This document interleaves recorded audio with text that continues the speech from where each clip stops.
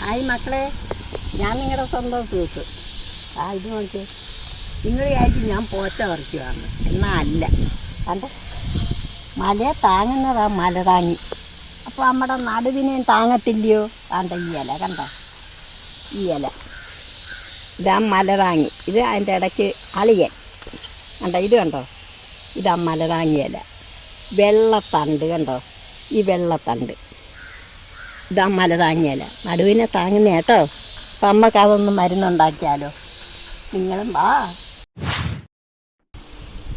അതെ, ഇത് മല താങ്ങിയല്ലേ. അതാ ഈ ഇലയ്ക്കൊരു പ്രത്യേകതയുണ്ട് കേട്ടോ. ഇതിൻ്റെ അളിയനെന്നും പറഞ്ഞൊരു ഇലയുണ്ട്, അത് വേറെ, അത് ഒരുമാതിരി വേറെ വലിയ ഇല. അതാണ്ട് ഇത് അളിയന, അണ്ട് ഇതാ യഥാർത്ഥ മല താങ്ങിയല്ല, വെള്ളത്തണ്ട് കേട്ടോ. ഈ നീല തണ്ട് ഇതിനകത്ത് വരും, അത് അളിയന. ഉണ്ട്, ഈ വെള്ളം എടുക്കണം. നമ്മുടെ ഈ തിടിലരുവ് തോറും ഇത് കിടപ്പുണ്ട്. നമ്മളിങ്ങനെ നടന്നു പോകുമ്പോഴേ അണ്ട് ആ ഇലയ്ക്കൊരു പ്രത്യേകതയാണ്, ഒരു വട്ടം, അതിനൊരു പ്രത്യേകതയുണ്ട്.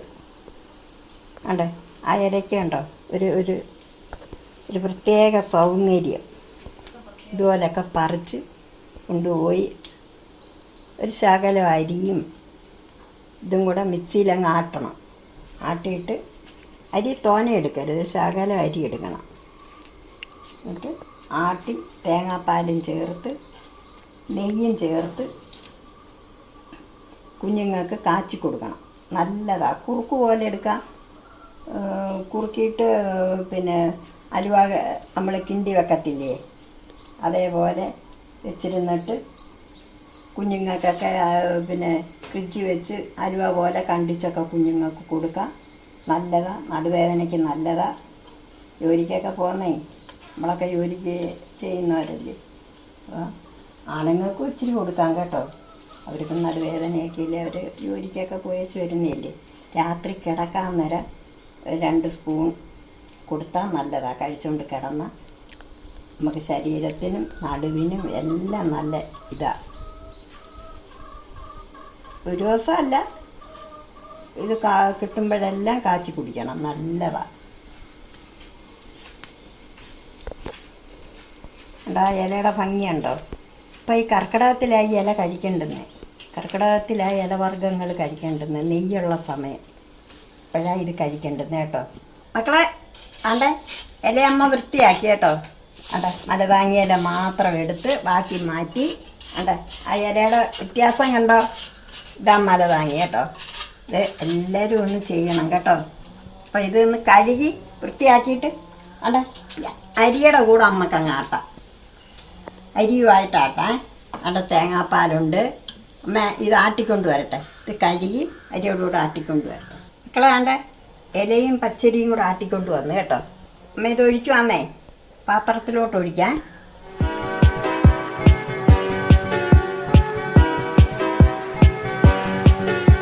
തേങ്ങാപ്പാൽ ഒഴിക്കുവാന്നേ മോളെ.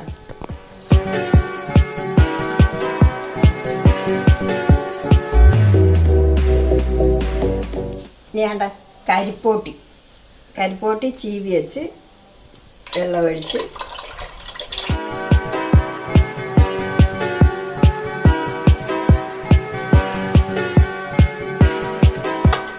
മക്കളെ വേണ്ടേ. അമ്മ ഇതെല്ലാം ആട്ടിക്കൊണ്ടുവന്ന് തേങ്ങാപ്പാലിനകത്ത് ഇത് കലക്കിയിട്ടുണ്ട് കേട്ടോ. ആട്ടിക്കൊണ്ട് വരുമ്പോഴേ പാലൊഴിച്ചങ്ങ് കലക്കണം കേട്ടോ, ഇല്ലെങ്കിൽ ഇവ ഇല കയറി അങ്ങ് കട്ടിയാവും. അതുകൊണ്ട് ആട്ടുമ്പം തന്നെ കൊണ്ടുവന്ന് ആ തേങ്ങാപ്പാലിനകത്തങ്ങ് കലക്കണം, ഇല്ലെങ്കിൽ കട്ടിയാവും. അപ്പം അമ്മ കടപ്പേ വെക്കാം.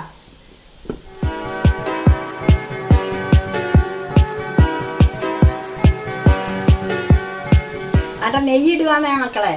അടെ കുറി വരുന്നു കേട്ടോ. കുറുവിനെ അനുസരിച്ച് നമ്മൾ ഇളക്കിക്കൊണ്ടിരിക്കണം, അല്ലാതെ അടപ്പേ വെച്ചിട്ട് അങ്ങോട്ടും ഇങ്ങോട്ടും പോകരുത്. നമുക്ക് ഇളക്കി ഇളക്കി ഇളക്കി കൊടുത്തുകൊണ്ടിരിക്കണം കേട്ടോ. അപ്പം കണ്ടല്ലേ,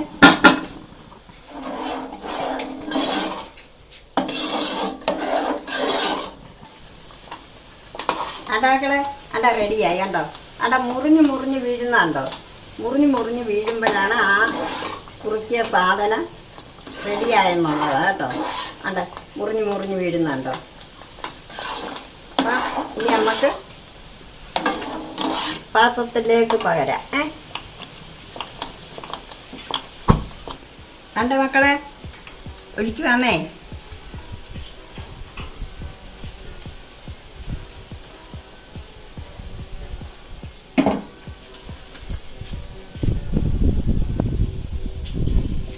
കണ്ടോ? ഇത് തണുക്കുമ്പോൾ അലുവ പോലെ കണ്ടിച്ച് കുഞ്ഞുങ്ങൾക്ക് കൊടുക്കാം, നമുക്ക് കഴിക്കാം. നടുവേദനയ്ക്ക് സൂപ്പറാട്ടോ. നടുവേദനയ്ക്ക് ഇതൊക്കെ ഇച്ചിരി കഴിച്ചുകൊണ്ട് കിടന്നാലേ രാവിലെ എഴുന്നേൽക്കുമ്പോൾ നല്ല നടുവേദനയ്ക്കൊക്കെ നല്ല സുഖമാണ് കേട്ടോ. അപ്പം ഇത് നിങ്ങളും ട്രൈ ചെയ്യണം, കുഞ്ഞുങ്ങൾക്കൊക്കെ ഉണ്ടാക്കി കൊടുക്കണം. അടുത്ത വീഡിയോയിൽ കാണുന്നവരെ ടാറ്റ കേട്ടോ.